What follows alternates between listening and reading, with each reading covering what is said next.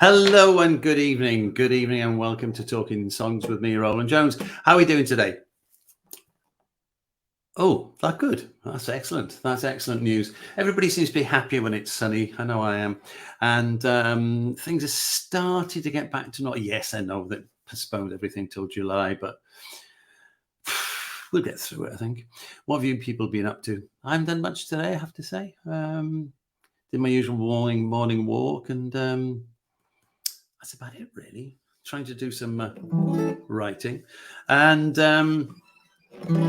it's it's funny because all the people and I know I've said this before, but all the people I've spoken to in the last 50 episodes, most people have said, "Well, yeah, I've been doing bits and pieces during lockdown, but in the main, it's just been a little bit uninspiring, really." And I think that's one of the problems, but.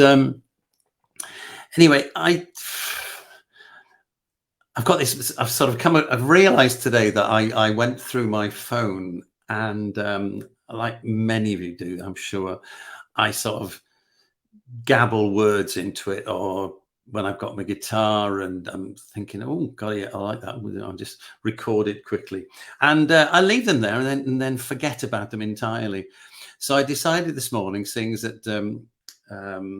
They were trying to sell me some more storage space. I thought I might as well clear out these things, which I'm probably never going to revisit. If I can't remember them, maybe they weren't that good anyway. So it's been a clean slate day. So I went into my phone and deleted, how many do you reckon? How many ideas? Would you believe 248? 248 guitar clips of or me going while I'm doing my morning walk. It's not very inspiring stuff, to be honest with you. But there've been some moments. So I'm just trying to complete some of the things I've been. Hang on, we've got some comments coming in here. Oh, it's Nev Buxton. The man's always here. Hello, Nev. Look at that, 6:31, and he's already there. And Julie Harrison. How are you, Julie? How's life in sunny Stoke? Right. I think it's my turn to sing something. So yeah, in response to having actually done some writing, this is a new song. So I'm going to cheat and have the words in front of me. I hope you don't mind. I'm going to do it anyway. This is called Walking Shoes.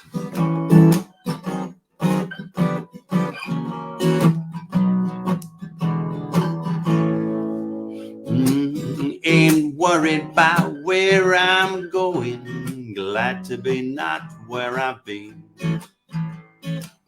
Finding places and lots of new faces, and see things I've never seen. I've had my share of troubles, heartaches by the score, been let down so many times, I just cannot take anymore. Time to hit the road again and shake out that lonesome blues. Pick up my bags and my old guitar and put on my walking shoes. Put on my walking shoes. Took the road less traveled, took wrong turnings on the way.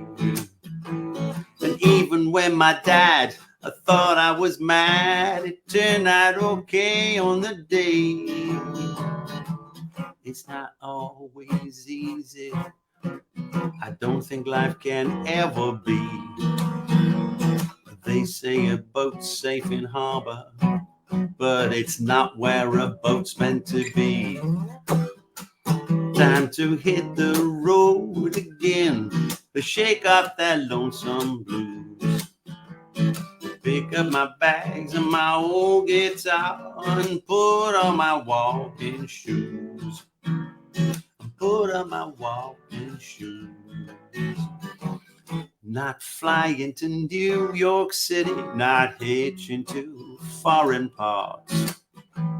I might get as far as my favorite bar, or maybe take a walk in the park. You don't really need to travel It's in your head you need to begin. It's not the state you're heading for. It's just the state you are in.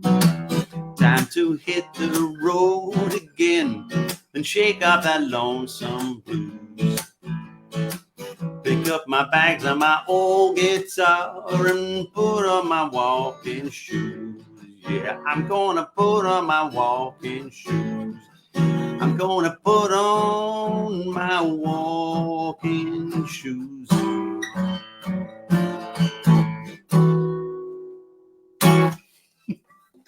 A bit of silliness. Clunking my guitar against the table. Yes. So, my guest today is a gentleman I first met, I think, at the Art of Tea in Didsbury, which is a lovely little bar, stroke library, stroke cafe, stroke bookshop, where Matt used to put on open mic nights, and he was great. I'm not sure whether they've started up again, but it was a great place. And I met Liam there, and the thing we started chatting about, apart from music, was the fact that he and I were both wearing the same shirt. In fact, there were three of us. I can't remember who the third one was, but anyway, we've been friends ever since. But we do check each other's wardrobes. So let me introduce to you my mate, Liam McClair. Mr. McClair, how are you? Hello, Rowland. How are you? I'm good, all right. Thank you. Do you remember who was the third person wearing the same shirt? Can you remember? No. He was a little guy. He's a little guy who lives over in, well, not little, but shorter than us, who lives over in Sale somewhere. The irony of this story, I think, is that he had a song at the end of his set, which was like, "This is my name," and like said his name loads in this song. I remember thinking it was a really clever. I'd forgotten about that. No, we can't remember it. Yeah. Oh, that's brilliant. That's brilliant. Yeah. Yeah, I can't remember. Anyway, enough of this remembering about somebody we can't remember. How are you doing? What have you been up to? We've not seen each other for ages and ages. So how's the songwriting been going? Yeah, pretty good. I bought some software to make music over lockdown, so I was writing different things. I'm predominantly, like, probably similar to you, guitar and vocals kind of guy when it comes to songwriting. Having access to like keyboards and different sounds was really interesting and made me like intrigued about different genres and stuff. So I guess I wrote that were slightly different to my usual music, but then that was quite fun. And then more recently, I've kind of reverted back to writing on a guitar and just trying to make songs sound as good as I can, just me and a guitar. And that's predominantly what I do when I'm performing. So if you can make it like that, then it's a good thing, I think. I think it's a good thing. And the nice thing about it, I mean, I still have this firm belief that if a song is a good song, then it will work in a variety of different situations. You know, it'll work fast or it'll work slow. Well, not necessarily if it's a bluesy sort of thing, but you know what I mean. It'll fit into different genres, and it's quite flexible. And I think that was one of my things about doing this in the first place was, you know, the idea of just a couple of people sat down with guitars and chin wagging about songs and songwriting. Yeah. So what's his name? He sang "I Can't Get to Sleep." He was in Men at Work. Oh no! Oh gosh! I can't get to sleep. Think about anyway. I think that song was on Scrubs or some TV show, and then I listened to him on a podcast, and he was essentially saying the same thing, that he wanted to make the song sound just as good on the acoustic as it did, like, in general. So quite a good thing to aim for, because he was again, someone would be making myself look like I don't remember anyone's name that's a musician at the moment. I do know some people's name. Let me assure you, it gets worse. That's all I can say. So it's not great. Okay, so when did you start? When did you start your interest in music? Well, I had lessons as a kid, so I did piano in primary school. Right. But I think my interest in music came as a teenager. I was kind of not massively into making or sort of practicing grades and things. But when it came to figuring out songs and trying to like say like a new song in the charts, trying to make out the chords and mess around, that really caught my interest when I was a teenager. So my piano teacher retired me because I would come to the sessions and she'd be like, "Okay, so we're going to practice this piece. Have you done this grade 2 piece? I think it was, or maybe grade 3." I was like, "Oh no, sorry, I haven't done any practice." And she's like, "Okay, well let's do it." And we'd like go through it, and by the end of the session, could play it. Cut to the next week, the same thing, and then again. But I would always start the session and being like, "Oh, have you heard this song?" And like try and play something that I liked. And she just said to my mum that this isn't the right setting for him to learn. Yeah. Like he's That's good, actually, because it's certainly when I did piano lessons, which was a long time before that, was that's the only way you could do it. And if you wouldn't do it, if you weren't prepared to do that, then obviously you were clueless. And I had a similar experience. My father was a very good keyboard player, organist and piano pianist, but therefore I went down that route. And the night before either my 3rd or my 5th grade exam, I'm not sure which, my cousin John taught me half a dozen chords on a guitar. Oh, cool. And after that I thought, nah. Yeah. So I carried on with the piano lessons for a while, but my heart wasn't in it. And I know now that when I just wonder whether you do the same thing. When I go back to the piano now, I don't think about it as I did when I was learning it. I think about it in terms of chords, rather than individual notes. Yeah, I think I'm a bit more of a kind of auditory and visual learner when it comes to, like, I can watch people do stuff and kind of mimic that, or hear and try and do it, but not so enamored with the kind of grades and the theory. I'm sure the more I think about it, like, every solo you ever see is just someone that knows their scales in and out. So it's not like a thing that I don't think is useful. And I think if you showed a child who's doing their scales like some incredible blues solo and be like, this is the reason why you do it, and like, you can jump on with any band or whatever, that would motivate me anyway to do more scales. Although I do know that now and I still don't do any scales, so maybe I'm just talking out my hoop there. That's a good point to ask you to do a song then. What's your first song going to be? Cool. Okay. This is called I Want You So Bad. Is that reverb too much? Is that all right? No, that's okay. Yeah. Cool. Okay. Hold on, I'm going to go capo actually. Push it up a little bit.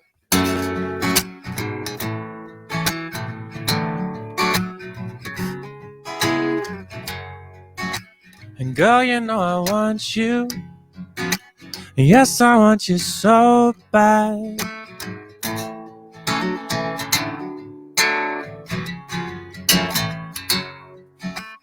Girl, you know I need you. Yes, I need you so bad.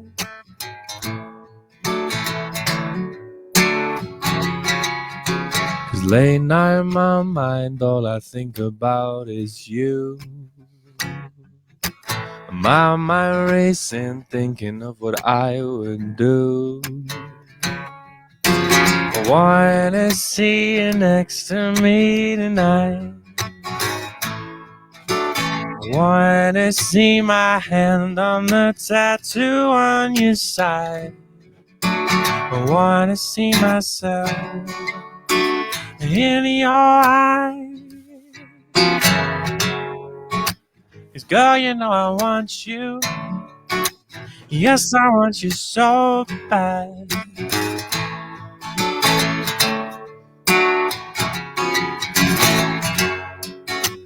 Girl, you know I need you. Yes, I need you so bad.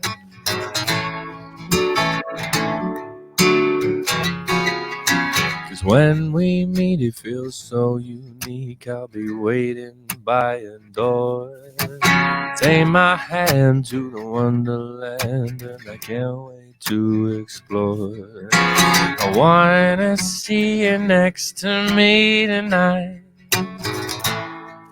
I wanna see my hand on the tattoo on your side. I wanna see myself in your eyes. 'Cause girl, you know I want you. Yes, I want you so bad.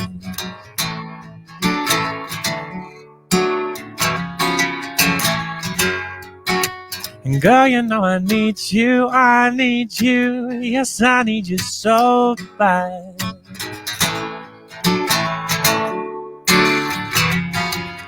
And the warm shivers down my back, yeah. And your soft lips on my neck, yeah. And holding me and loving me. 'Cause girl, you know I want you. Yes, I want you so bad.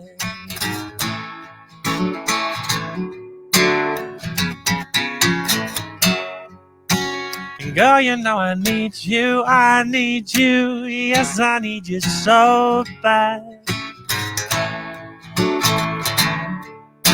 Yes, I need you so bad. Yeah, nice. Very nice. It's Nice. nice image. Just got a message from Julie. This is Julian and Steve Harrison saying, Oh, sitting on our decking listening. Think for oh, you. lovely. Nice image. Cool. No doubt Steve will have cooked something interesting as well. He's a obsessive chef. Now, what's on the menu? Let us know. And yeah, let us know, Julie. We'd love to know. Yeah, I like I say, I've not seen you for ages, and you've played a couple of tunes to me, one in doing the sound check and that one there. Yeah. And you seem to have like drifted into a minor mode somehow or other. Have you been listening to anything specific that might have made you change your approach to songs? Right. That's a good question. Yeah, I don't think so. So, like we talked about a bit before, I bought myself a loop pedal. Or calls itself a loop station, but it's just a big loop pedal.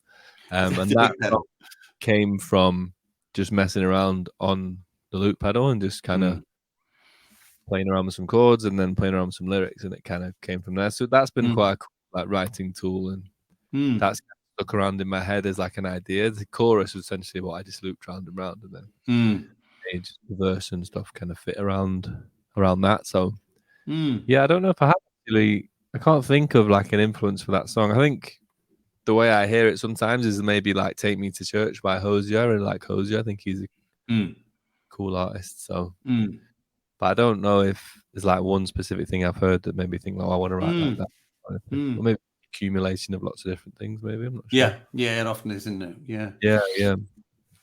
So we were talking before about when you first started playing guitar and starting to mess around like we all did, trying to work out songs and realizing it was slightly trickier than we thought, but not impossible. And then what happened after that? What was the next stage? Well, I owe it to my sister, really. She had guitar lessons and didn't like take up the guitar really, so there was just an acoustic sat in the corner of our house for years. And then I just one day kind of messed around, and I had a family friend that was a sort of guitarist, and he taught me a few things, and then like my uncle played and he showed me a few things, so kind of like just through people I knew sort of showed me chords. And then I remember the first time I did a gig, I think I'd play at like my mates' houses and stuff, or if they had like a barbecue or something, I'd mess around and we'd all play, because a few of my friends play as well, so that was more of like a communal thing. And then the first time I remember thinking I'm gonna like perform, I suppose, and like show people was in 2007 or 8. There was like a charity concert from my school, and my friend was organizing it, and I said to her like, I'd like to perform, and she was like, what are you gonna do? Like, what's your talent, basically? And I was like, I'm gonna sing. She's like, okay. Like, that was just not a thing that she'd heard or whatever. So I remember playing for my parents, like in the room, just to they were like, "We'd love to hear you," kind of thing. Maybe part of it, they were like, "We should probably check he can sing okay before he like goes." They've never actually spoke about it, but they were both like, "Oh, this is really good, and like you should do it." So I did Say a Little Prayer by Aretha Franklin at that gig, and did it the following year, and then did some more open mic nights. Did you ever play a Waxy O'Connor's? Did you ever meet Jimmy Doherty? No, He's I'm not. loads of open mics and kind of got to know him from this one in Didsbury. It was a crowd, I think, on the main road in Didsbury. Oh, right. Played, Yeah, I know the crowd. I think they used to love it because all my mates were just 18 and it was just like an excuse to go to the pub. So it would be like I would be playing an open mic and then there'd be like 9, 8, like 18-year-olds just like loving it. So they probably loved having us there. So I did that. And then when I went to uni, I did a bit of music, but kind of dropped off a little bit. And then in my third year, I realized I didn't want to do the degree I was doing. I was studying sport at the time. So I thought I'll have a crack with the music. So I recorded stuff with a guy who was studying music. He needed someone to record, kind of worked out quite nicely. So I did this little EP. Just uploaded it to BBC Introducing in Merseyside. Just thought, well, that's the rhetoric you hear. Just like upload it and you might get a chance. And the guy there like gave us a shout and said, "Oh yeah, come down. Like we'll have you on the show." So that kind of gave me a little bit of a nudge to be like, maybe this is something I could do. That was kind of I guess for him, he like really was very helpful. I think because the BBC is such a prestigious institution and well respected in terms of music and stuff. When he like, yeah, I like this. This is cool. Come down. Then that kind of gave me the nudge to like when I graduated, then try and do this. So I just used to do so many open mic nights. I did like hundreds and hundreds just over the years, working part time, and then managed to go full time doing music, like doing more function stuff. So I play like weddings and events, but that's just allowed me to become better as a musician, I think. So that's kind of the nutshell of what the sort of ascent into all the transformation to being a musician, I guess. Yeah. No, I mean, I see what you mean. If you're doing other things, you get a sort of sense of you need to be a guitarist all the time. You need to be a performer all the time. So whether you're doing a function and you need to sort of do that. And I think other people like myself, I had a completely different daytime job.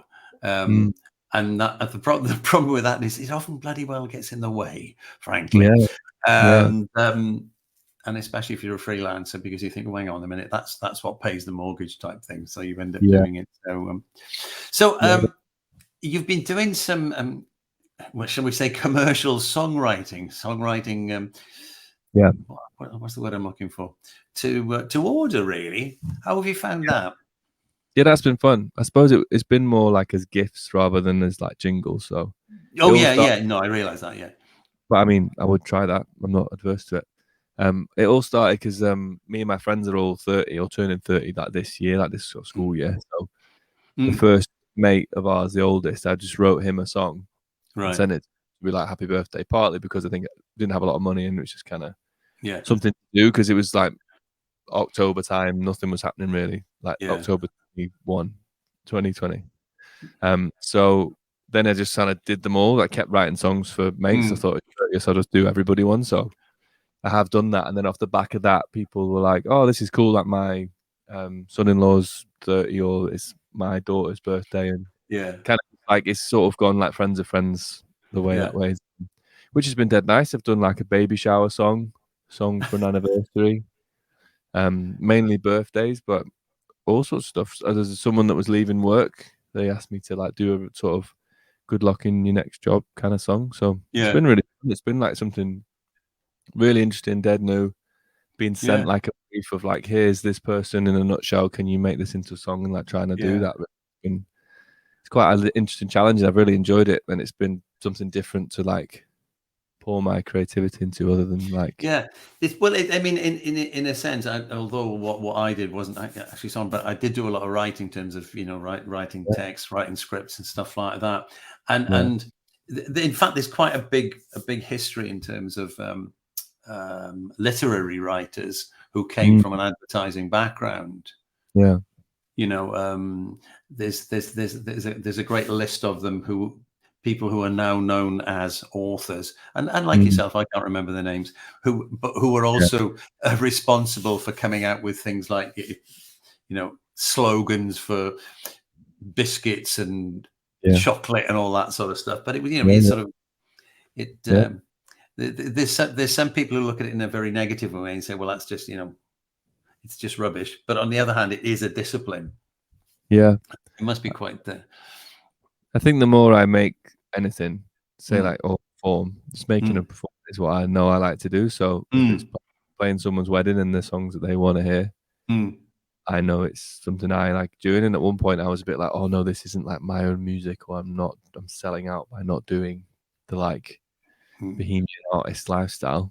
But also it satisfies a need in me to perform, and to know you get paid at the end of it's a nice feeling. And I've come around to the idea that as a job goes, it's so good. Like, I've done jobs in my life which I wouldn't want to do again, and I'm lucky to do the job I do. So I can't be like moaning about it that much, because it's a dream job. It's a dream. I think the other thing, as I've said on many occasions on the show and probably in pubs all over the place, there is that thing that the idea that a singer has to be a songwriter is a relatively new idea. Prior to the Beatles, Sinatra and Nat King Cole, those people, they might put their names to songs, but very few of them actually wrote anything.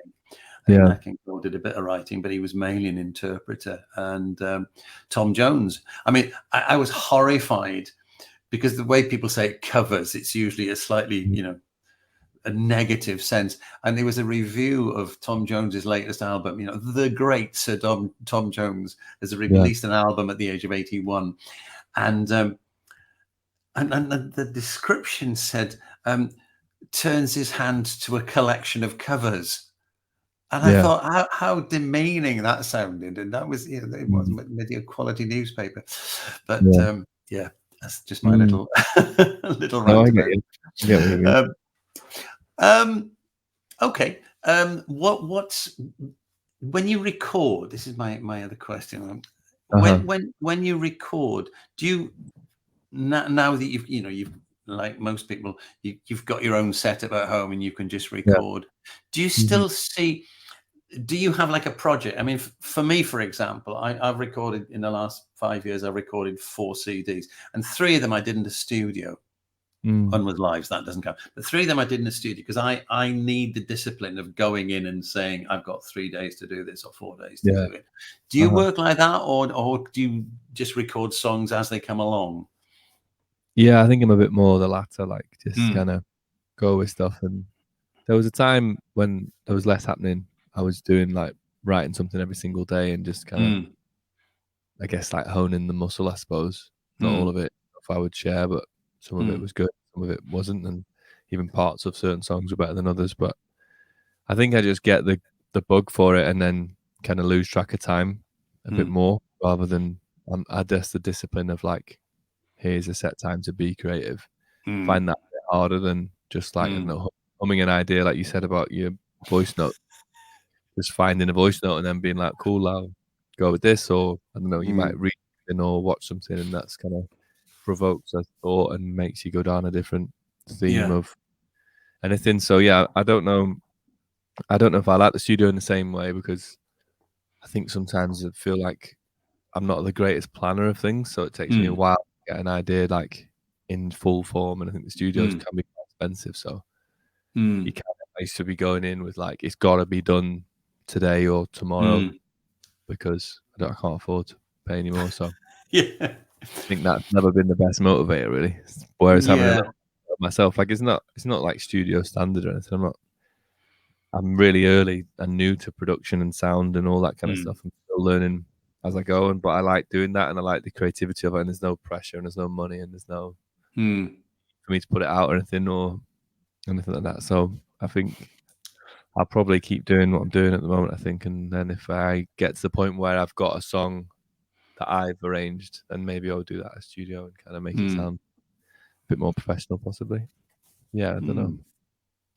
But I mean, it's so much easier. It's so much simpler these days to do it, because as I always say, like, I mean, on my on my iPhone, I've got more facilities than the average 8-track studio had 20 years ago, and better sound quality, and a better camera than most video cameras were in those days, you know. So it's very easy to do. We've got all this at our disposal. But again, as I've said on many occasions, the difficulty, certainly is the difficulty for me, is the potential to just fiddle with things and fettle them until until the end of eternity is too much. So I need the discipline of that. Yeah, I know what you mean by that. So, second song, what do you fancy? What's it going to be? Oh, yeah. Now, this is called Sweet Pineapple. And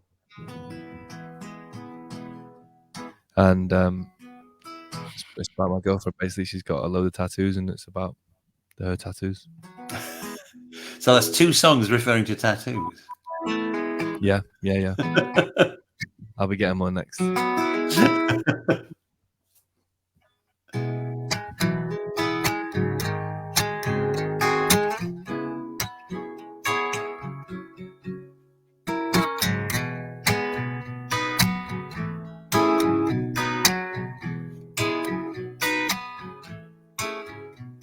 Sweet pineapple dripping down your leg.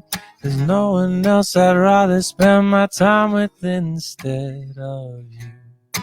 Found my truth, I've fallen in love.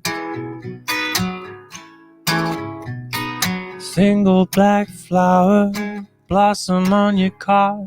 You gently came with both your hands and stole my heart. Oh, you found my truth, I've fallen in love.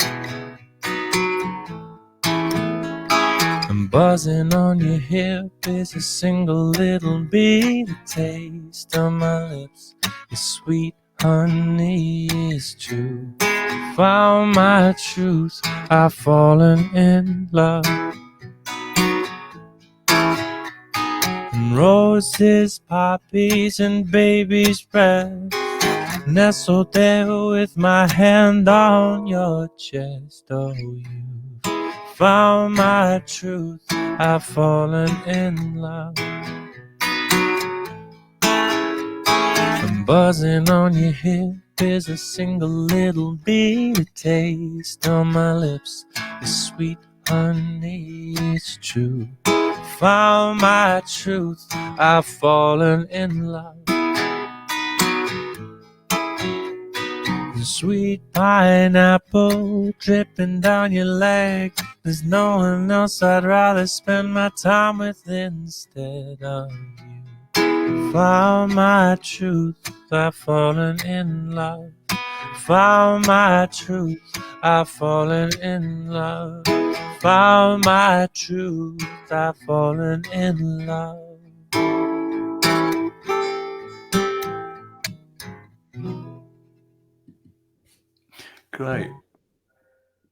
Great, nice song. Sorry? Just a short one. Just a short one. Yeah. Yeah, because your first one, the thing I liked about the first in particular was the fact that it had that sort of like a rolling groove that kept going and going. Yeah. And I think also, coming back to what I said about it having more of a minor feel to it, I think those sort of grooves tend to be in minor keys, don't they? Yeah, definitely. You know, the sort of Bill Withers type stuff and things like that. They just carry on. Who do you listen to in terms of when you're not playing?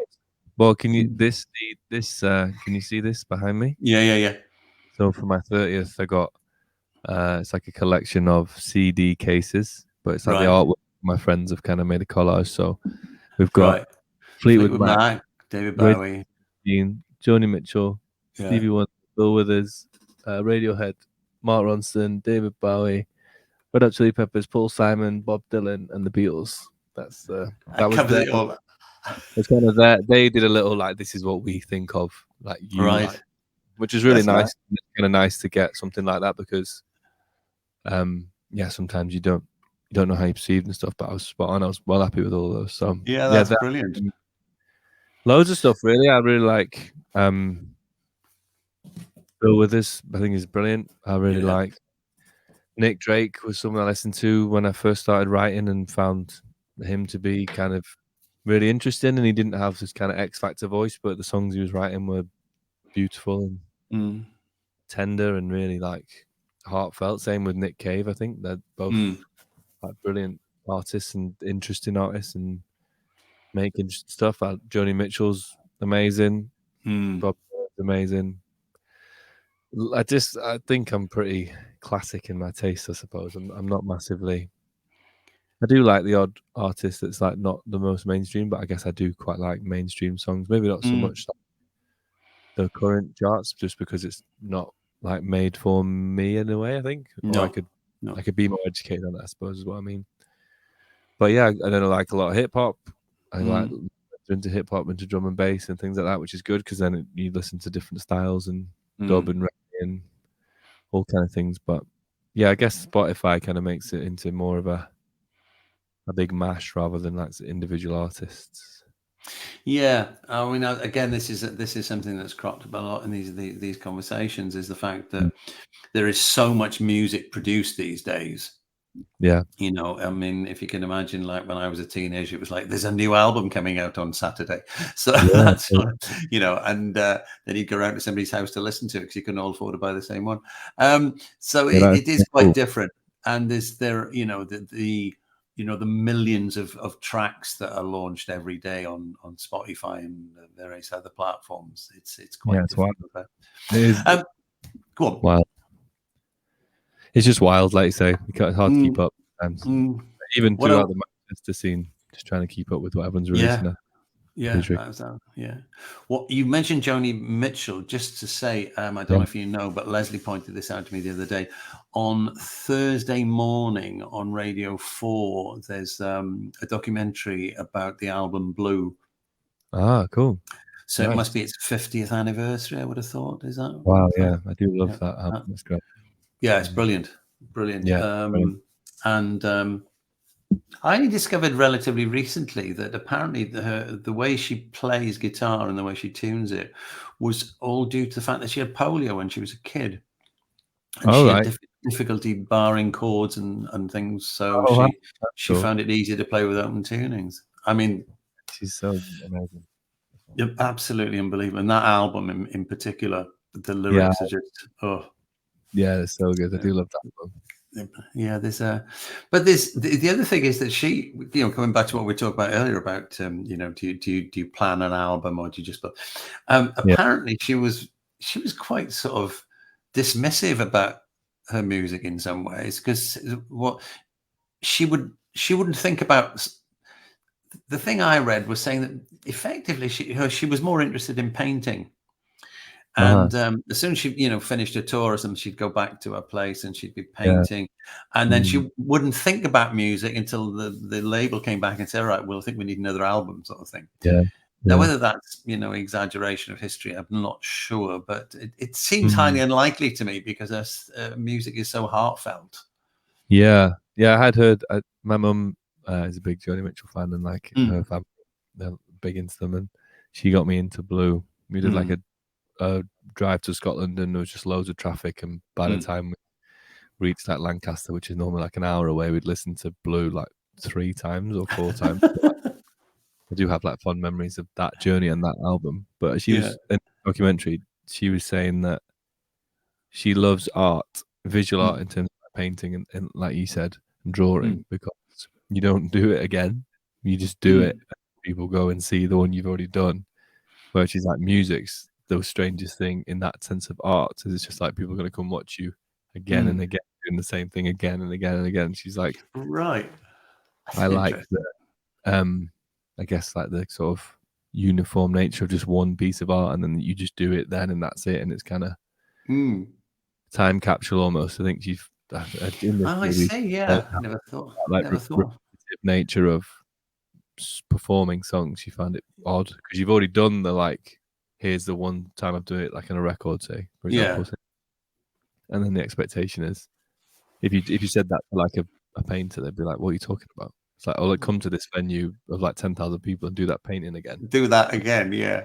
That's an what? interesting. I have to say, I've not heard that, but in a way, it makes sense, and it would also explain the bit that I'd heard, the fact that she would do it, and then she'd go back to painting. So Yeah. she's done the recording and promoted it. Well, okay, fine, I'll get back to doing something else now. Yeah. So, talking of hello here from Carl Walsh. Nice to see Liam again. Always been a fan. Joni Mitchell was a big influence on me too, he Oh, says. hey, Carl.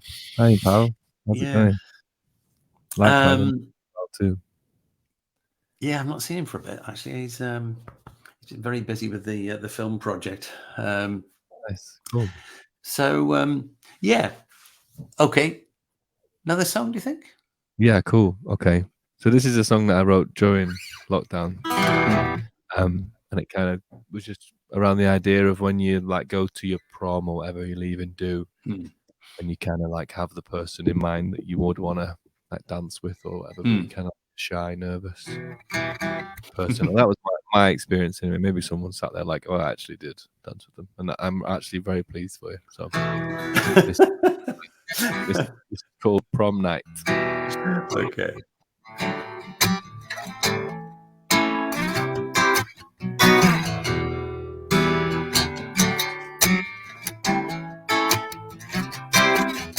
And I do have feelings for you, glowing like a neon zoom out in the dark,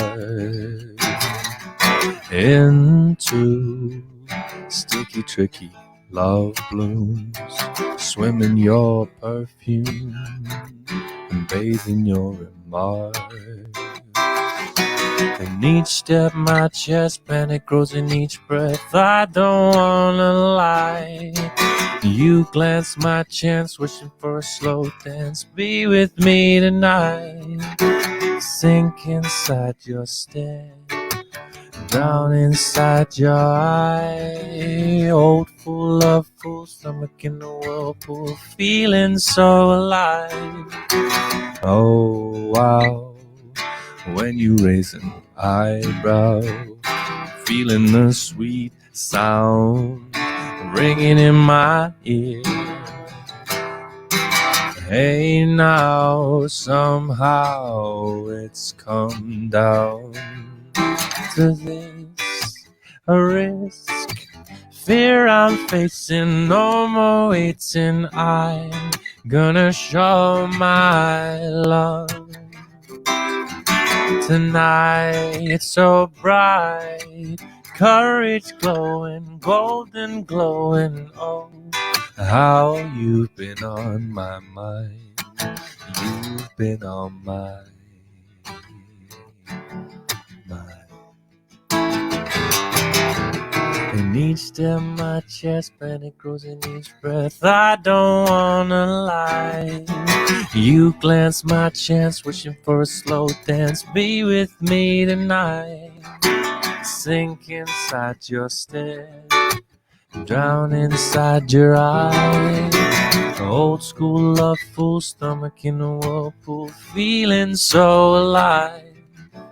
Oh, now that you know, I hope that does explain how I've been. 'Cause with you it's not new, it grows and grows. Needing to want you is all I've ever known.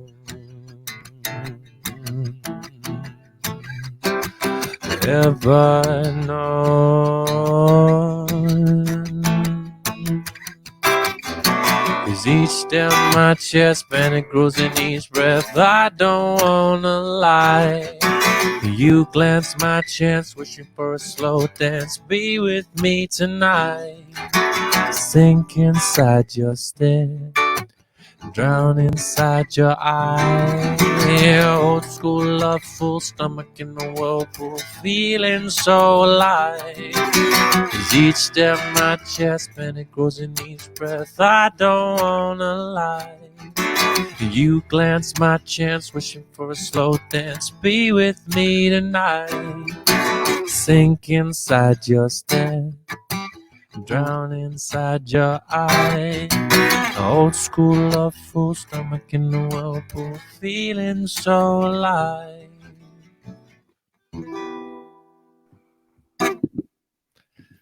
Great, lovely song, lovely song. Oh. It's very interesting the sort of structure of the lyrics there. When you, because you've got that sort of you kind of double the tempo of the lyrics. Yeah. Point. That, I mean, again, that sounds like that. I mean, it's almost getting to that sort of semi-rap sort of speed at which you're doing it, which is quite interesting. Are you kind of, when you write a song, do you sort of have any sort of conscious sort of planning of it? Do you think, all right, when we do the verse, you think, oh yeah, I understand. Well, okay, so for the chorus, maybe I'll try something different, double it up or whatever. Kind of. I don't know if I'm ever that conscious in like a coherent way about what I'm doing. Often it's just like exploration and just, I don't know, just noodling around and then singing anything, and then whatever comes out, seeing what that could be about or what I could kind of form. I guess it's like trying to aim for like some sort of creative flow where I'm not so involved in the structure. And this is very initial, because I do like then think, okay, cool, this could be like a middle eight or this could be a chorus. I'm aware of those like parameters in songwriting, but when I start out, I'm not like, okay, this needs to be chorus, verse, chorus, middle eight, chorus, or anything like that. It's just like, I really like the way this sounds and I'd like to keep playing it. So let's try and figure out a way to keep that going. So it's like interesting for me to play and for like the listener to hear. Because I'd heard a thing that like Paul Simon was saying, talking about songwriting. I think it might be on the Dick Cavett show, where he's like just finishing Still Crazy, which is a brilliant clip. If anyone's ever seen it, I would recommend watching that, because he's like, I got this idea and it's just this amazing song that he's halfway through, and it's like really interesting. But he was saying how he feels like he was like, you can never do something twice. He's like, you've got the listener engaged. So whether that's like the same chord structure or different melody, or he's like, don't do the same thing twice. I don't know if I necessarily agree with that, really, because there's lots of songs that I love that do the same thing loads of times. But I think that maybe the rule he set himself made his creativity bloom and blossom into different areas and make. It's good, that clip, because he talks about like, okay, so we're in like C sharp at the moment, and I've used these chords, but I've still got left like these 4 in the scale. So like I could go here or I could go here. Like, what do you think? Kind of talking about it, and it's like really, if you're into like writing songs in a key like that, that clip, I would say, is. So the Dick Cavett show, yeah. It's like, check that out. He pulls out a guitar and starts singing that song up until the chorus, and he's like not done the chorus yet. Where it's like 4 in the morning, trapped out yawning, like that bit hasn't been. So he does all the verse, and then gets to that bit, and he's like, well, I could go all these ways here. And it's kind of interesting knowing that the song is now, seeing him like unsure where to go. Yeah, it's really good. I'd recommend, even if you don't like write songs, it's just such a cool performance, because he's amazing, in my opinion. Yeah, he's he strikes me as being an incredibly sort of focused person. Yeah, he knows exactly what he wants to do and he gets on with it. Yeah, sure.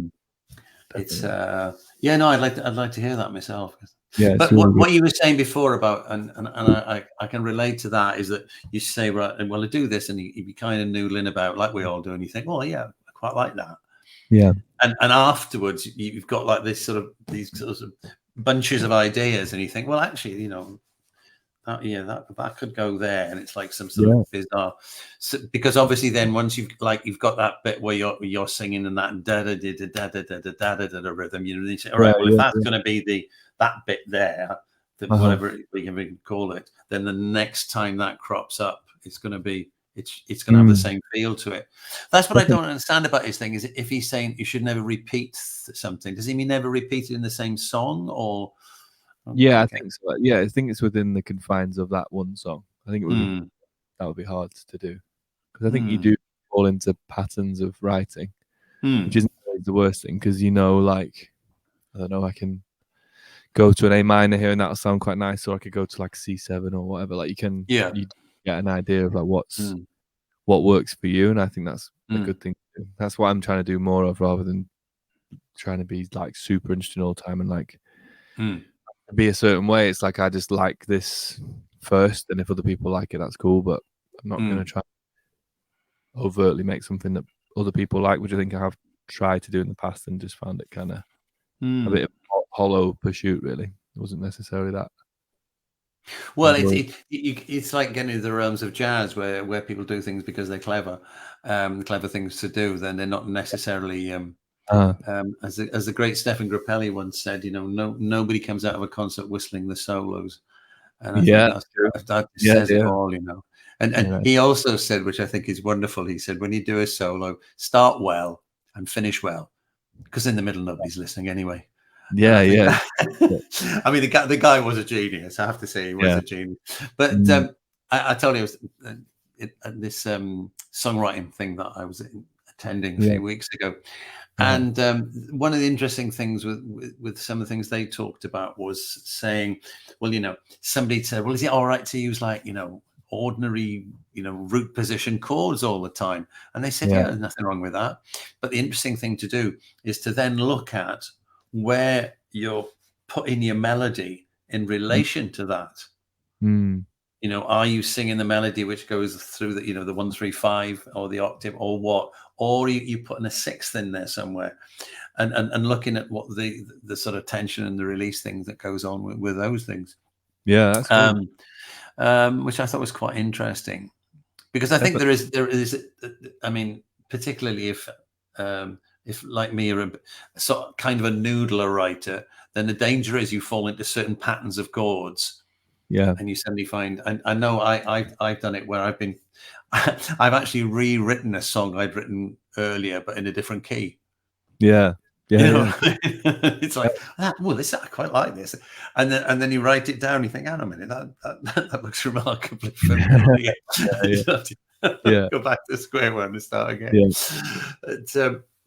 But the other thing about the Paul Simon thing, I worked with a producer for the first time 3 or 4 years ago, and he talked interestingly about that at every stage in the song, if you talk about it, say it's in eight bar sections, whatever, there should be a new event.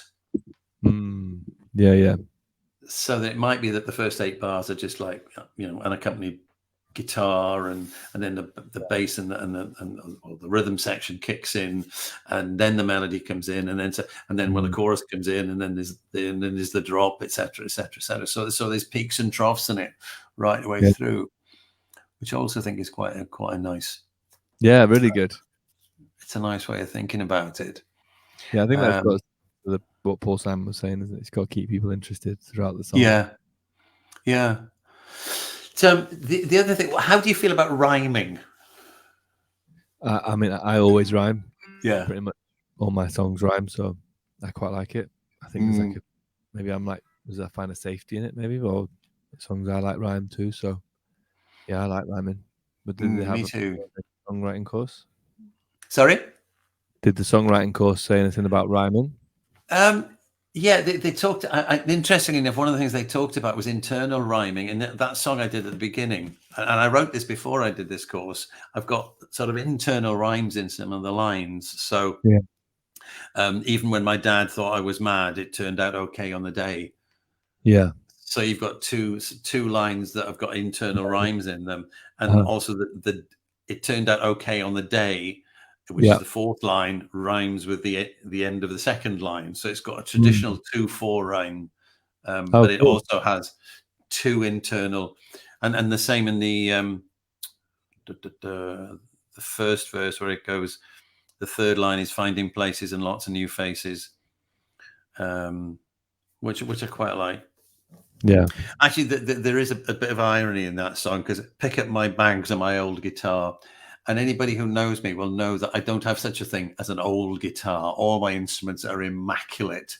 I'm not one of these people who drags my guitar across the floor, sort of thing, And it's the most unlikely line for me to sing, but felt I ought to put that in. Yeah. So, what have you got anything planned currently apart from just carrying on doing what you're doing, which seems to be going very well? Yeah, I mean, I've been doing some live streams on YouTube of trying to improvise music on the spot with like the loop pedal and the instruments on Logic, which has been fun.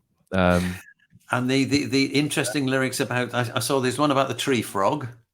Yeah, so that song came about because there was like, I don't know, 10 people watching, and I said, give me a word and I'll get it into the song. So then one of them was tree frog, one of them was aqua. Oh, yes, yeah. I drink water, but I call it aqua was the line, wasn't it? Yeah, Bimini, who's one of the drag queens from UK Drag Race season 2. Right. So that was a challenge I had. So I had made this little loop and then, yeah, made it into a song, and it was really fun. And just that kind of thing I find really interesting to try and like engage. You look like you're having a lot of fun with it. I have to say, I looked at it. Yeah, it's great. Because it's not and like the other one was anything. the Handforth Parish Council one. Yeah, so I figured out that the audio from my laptop can go through the loop pedal. So like that basically means that any video online you can just sample. So that has been an amazing thing to mine from, I suppose. So yeah, I did Handforth Parish Council thing. When that happened, that was really fun. Then there's like a video, I don't know if you saw, it's like a guy who's like the cat lawyer video where he's like his filter in this Zoom. It's like a really important judicial meeting. Oh yes, I saw it. Yeah, I saw it at the time when it happened. I didn't see it in your loop. I did a loop of that as well, because those two things just happened like the week I was doing this regular looping, and then since then I did one. There's a podcast I listen to called Football Weekly, and I sampled some of the stuff from that, and then they ended up playing it on their podcast, which was pretty cool. So that's nice. Yeah, and then I did one for Scotland the other day on Twitter just to like come on Scotland, but it was all little clips of things that I just find funny in Scotland. So it's really nice. I can make a beat with the loop pedal and then just sample anything. So I could like sample this conversation, could sample any YouTube video, basically any audio. So it's really like liberating and fun, and you can just mess around with all kind of stuff. And I just try and make myself laugh really doing it, and that's been really fun. You mentioned to me the other day that there's another podcast. Do you want to talk about that? Yeah, so me and my friend we're looking at doing a podcast together. We've done a few recordings, but we're still not like entirely sure on the premise at the minute. But it's called Rhythm and Brews. That's as far as we've got, and like because I'm a musician and he's a brewer, so we kind of thought it's kind of a nice name. And we were going to listen to like an album every week and then like twin it with a drink. So we had recorded a few where we listened to like Elvis with Budweiser because they're like both the king, and like then we did Miles. I was going to ask you if you're going to have direct links for them. Yeah, but I think the issue we had is that we were playing the songs on the podcast, and like you said when we spoke the other day, I think it's like it just wouldn't be like it wouldn't work going forward. So we're going to tweak it a little bit and do something a bit different, but it will be like music and brewing and beer and drinks, and just we've been friends for such a long time. Like he joined my primary school in like reception, and he broke his leg and they needed someone to help him out with his crutches, and I was picked. So we've been mates since that. So it's been really, we've got lots of connections and things in common and things that aren't in common, and it's like a nice thing to do. So that'll hopefully come out soon, but you have to kind of watch this space on that one. Yeah, we're still up in the air, but definitely an endeavor we're going to do. I don't know if you realize it, but you actually came out with a couplet there which would actually fit in a song, because you said music and blues, we've been friends for a long time. And I thought you were going to actually sing it, because it sounded like a nice partnership couplet. I like that. Break into song to promote the podcast. Yeah, exactly. So, Rid, are you going to do us one more song then? Yeah, cool. So I think, like you said, you just written a new one, so I'll play something pretty much brand new as well, just to give us some support. Yeah. So this might never see the light of day again, but here we go. It's called Hold Me.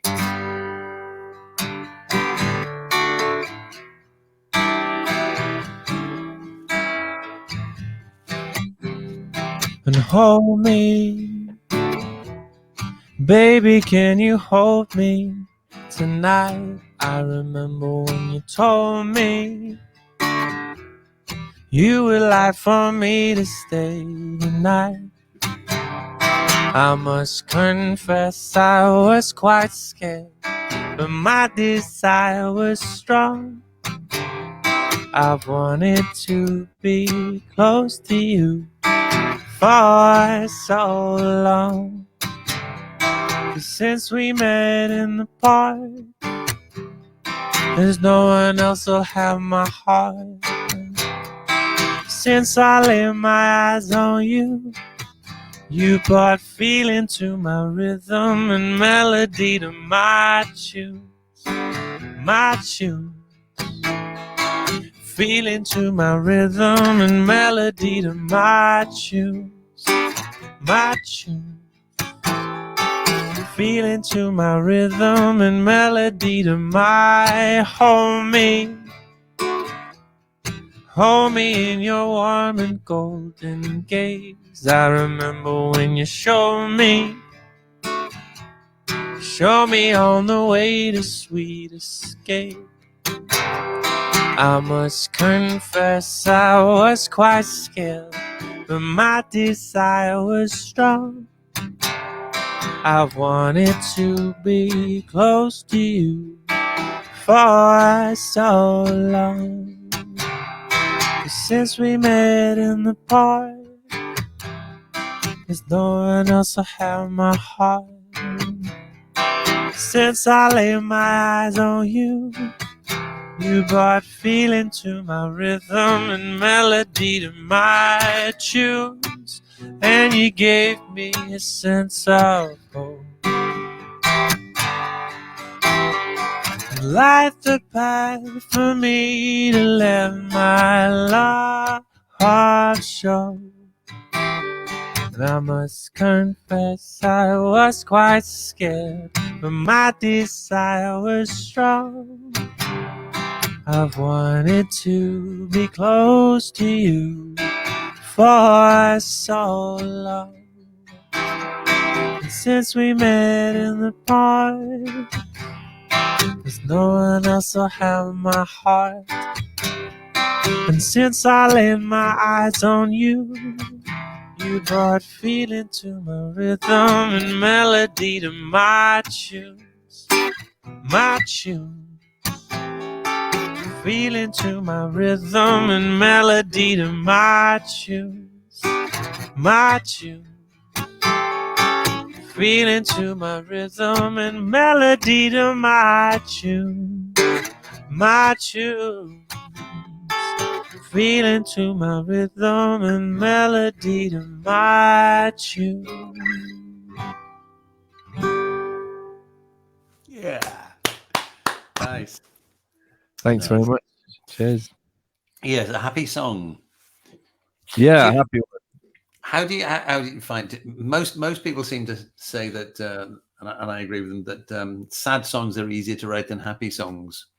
Yeah, I think I would say that predominantly from my writing experience, have been pretty more on the morose side of things, and I think just that was because of the way I was process emotion. I think would just be through a song, whereas I think I'm better at processing emotion in real life now. So it paves the way for different inspirations of song and different different themes and things. So for definitely a lot of my teenage years and early 20s is very much morbid, sad songs. Kind of didn't really fit with my disposition. Really, everyone used to be like, "Why are all these songs so sad?" So I think that was just because that was how I process things. Yeah, that's weird because I would never I don't remember you as that. The number of times that we've been on the same bill in at various venues. I've always thought of your songs as being much on balance relatively more happy than other people's. Yeah, I think this is probably when I first started playing and stuff and writing. Right. And things, it was all, and maybe because as well the nuance in emotion is hard wasn't something I was aware of or as attuned to. So I remember going to an open mic and I had a song along the same lines of this, and it was like me, someone else, and another songwriter, and every one of us had a song about like dementia or some, and like I'm not saying there's anything wrong with that, but like it was just like really heavy for like a Yeah. Tuesday of these like 3 20-year-old lads just being like, and here's another song about something really sad, and then the next guy. And you could just see these guys who like just rather be watching the football. Like, for God's sake, just play some rock and roll or something. Play some blues. Like their perception of acoustic guitars probably is like all those classic songs. So I think, yeah, more recently it's a bit more upbeat stuff or a bit more different, I guess. But yeah, maybe I've got purged out all the sad songs in 10 Well, years. it's funny. I know that we talked some time ago about spoken word stuff, and during lockdown, I did go to one spoken word thing, obviously a Zoom based one, Cool. Nice. and I read a couple of my stories out, and they're pretty light-hearted things. And I felt like I was whistling at a funeral. It was just, was so wrong for what they were doing, and they were all morose, and they were, oh God. Yeah. So I never went back. Fair enough. And then the other thing was that, I mean, you know what it's like in open mic nights, and you know, everybody's very sort of encouraging and very helpful, and you know, and people, you know, first timers have real trouble, and nobody cares. And yeah, go on, keep going, have another match, but it'll be fine. Yeah.